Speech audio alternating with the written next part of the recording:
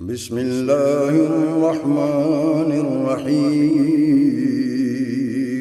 شروع اللہ کے نام سے جو بڑا مہربان نہایت رحم والا ہے۔ وَأَنفِقُوا فِي سَبِيلِ اللَّهِ وَلَا تُلْقُوا بِأَيْدِيكُمْ إِلَى التَّهْلُكَةِ وَأَحْسِنُوا إِنَّ اللَّهَ يُحِبُّ الْمُحْسِنِينَ۔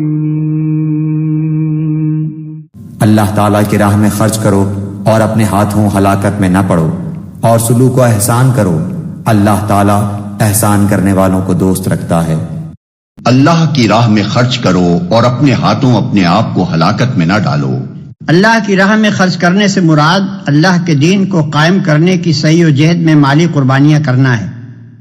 آیت کا مطلب یہ ہے کہ اگر تم خدا کے دین کو سربلند کرنے کے لیے اپنا مال خرچ نہ کرو گے اور اس کے مقابلے میں اپنے ذاتی مفاد کو عزیز رکھو گے تو یہ تمہارے لیے دنیا میں بھی موجب ہلاکت ہوگا اور آخرت میں بھی۔ دنیا میں تم کفار سے مغلوب اور ذلیل ہو کر رہو گے اور آخرت میں تم سے سخت باز پرس ہوگی۔